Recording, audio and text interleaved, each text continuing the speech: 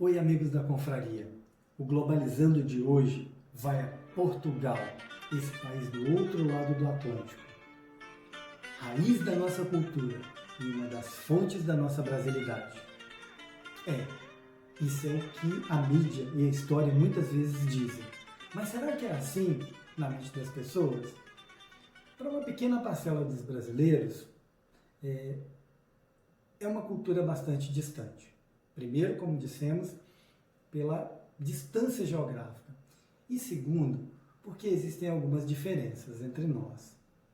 Quem de nós nunca ouviu uma daquelas anedotas que homenageiam ou fazem um mau gosto da sabedoria ou da lógica portuguesa? Alguns portugueses pensam que os brasileiros são muito malandros, querem levar vantagem sempre. Eles não são os únicos, né? E quanto ao idioma? O nosso idioma, o português, só tem o mesmo nome. Quem já conversou com portugueses ou de algum outro país que fala português sabe que muitas vezes é difícil entender. Os portugueses dizem até que a gente fala brasileiro, a gente não fala português. Diferenças à parte, nós temos muito mais em comum do que a própria diferença em si. Para ser honesto, o Brasil é muito do que é hoje, tanto em extensão territorial quanto em termos de estrutura e riqueza histórica, graças à administração portuguesa. Nos tempos modernos, a proximidade também é grande, apesar da distância geográfica. Portugal é a rota de entrada predileta dos turistas brasileiros que viajam para a Europa. É também um dos destinos preferidos para aqueles que buscam uma experiência de morar no exterior. Além desses outros fatores, diversos contribuem para trazer uma proximidade entre os povos. E a relação é cordial, amigável. O que acontece, na verdade, é que são duas formas diferentes de viver a vida. A nossa, mais despojada, mais alegre, descontraída. A deles, mais tradicional, talvez mais romântica, mais apegada mesmo às raízes. Dizem que os opostos se atraem, né? E quando essas duas formas diferentes se juntam, a combinação é bastante interessante. Vamos experimentar um pouquinho? Caminhar pelas ruas da capital portuguesa é justamente sentir todo esse clima, repleto de monumentos históricos, todos eles com muitos significados. Tudo imerso numa atmosfera de poesia e música tradicional portuguesa. Claro, não podemos esquecer da comida e principalmente do cálice de vinho. O vinho é tão importante para os portugueses que é considerado um item da cesta básica. É uma unanimidade nacional.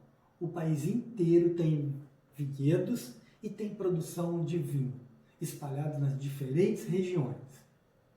Os portugueses são o povo que tem maior consumo per capita por ano de vinho, 62,1 litros por ano.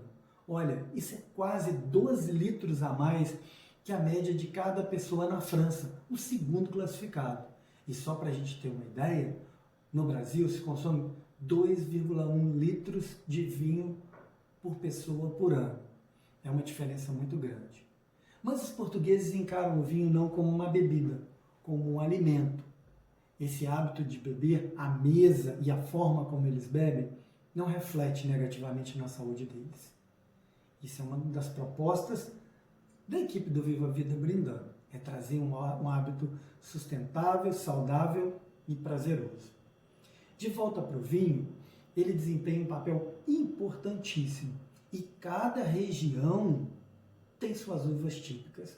Quem nunca ouviu falar do Alentejo, do Douro, do Dão, do Verde? Quem nunca ouviu falar dessas regiões? Você já provou algum dos vinhos dessas regiões? Se ainda não provou, por que não seguir uma das recomendações do Prazer em Degustar que apresentamos no início da semana? E se você provou e gostou, não deixe de contar pra gente. Por quê? Porque as variações regionais são muito grandes. Pelo fato de o vinho estar em Portugal desde os primórdios da era cristã, antes mesmo da dominação romana, desenvolveu-se uma variedade de videiras, de espécies, subespécies de uvas viníferas. São mais de 300 espécies. E elas são muitas vezes combinadas em vinhos de corte, o que dá uma infinidade de combinações diferentes, que permite agradar os mais variados gostos, as preferências, os perfis de gosto. Bom, palavra-chave para a produção de vinho de Portugal: regionalização e diversidade. Mas mesmo dentro dessa diversidade, é possível identificar algo em comum. Existe uma uva tinta, que é usada como base nos vinhos mais famosos tintos portugueses, e ela supera limites regionais. E por isso é considerada a uva nacional. Apresentamos para vocês a Touriga Nacional. Faz parte principalmente dos famosíssimos vinhos do Porto, dos vinhos da região do Dão e diversas outras regiões. Um deles, por exemplo, o Porta 6, que apresentamos no Prazer em Degustar dessa semana. O que você achou? Ou você ainda não teve oportunidade de provar? Não deixe de experimentar. Vai ser uma experiência muito legal. E por que essa uva é considerada uma uva nacional? Por fazer parte de todos esses vinhos e pelas suas excelentes propriedades.